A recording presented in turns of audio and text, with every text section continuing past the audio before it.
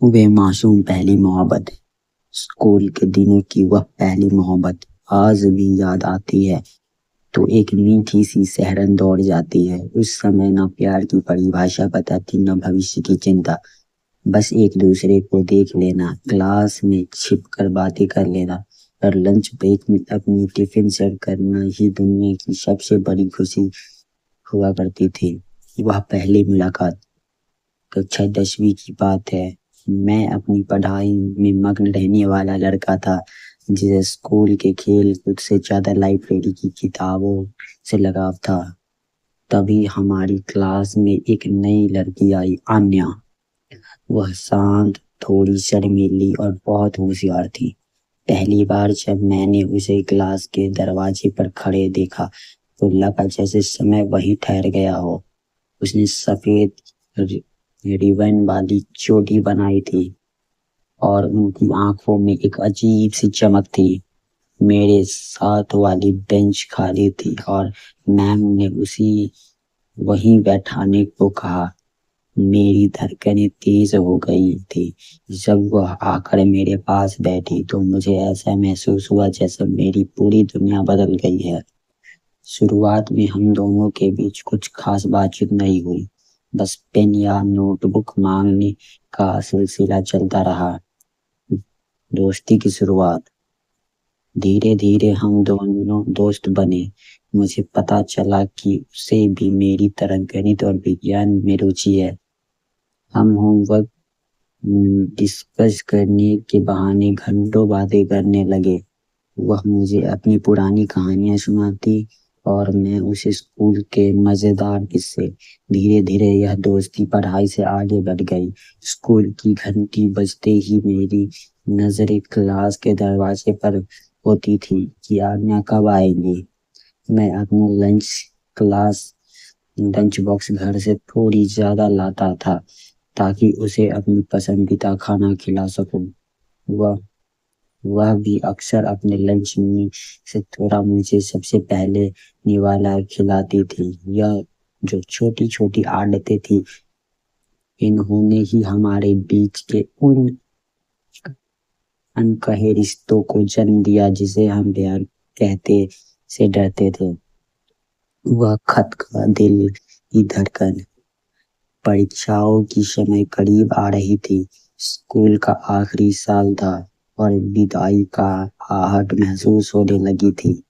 मुझे डर था कि कहीं परीक्षा खत्म होते ही हम हमेशा के लिए अलग ना हो जाएं।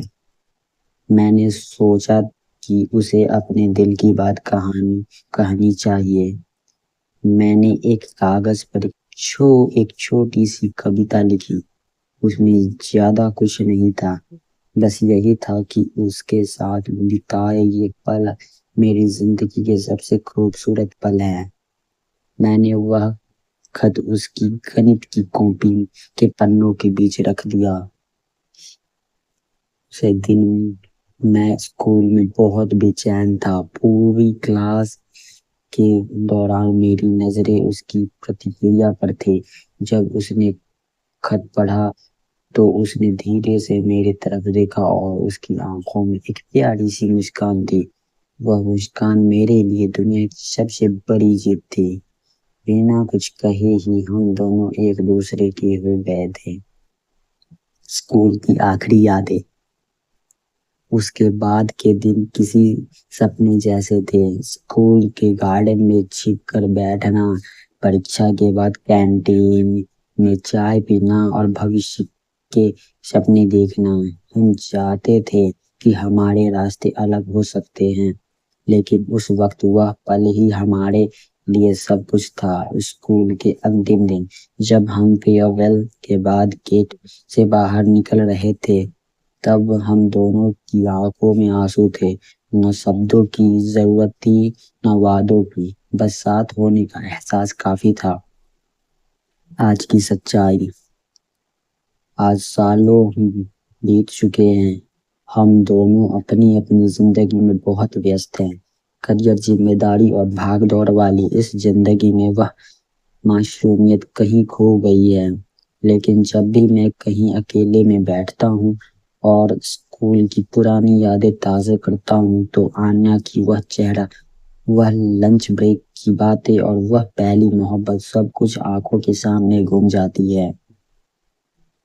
वह पहला प्यार अधूरा रहा या पूरा, यह मायने नहीं रखता। मायने यह रखता है कि उससे प्यार के ने मुझे जिंदगी को देखने का एक नजरिया दिया। उस प्यार ने मुझे सिखाया कि निस्वार्थ भाव से किसी को चाहना कितना खूबसूरत होता है।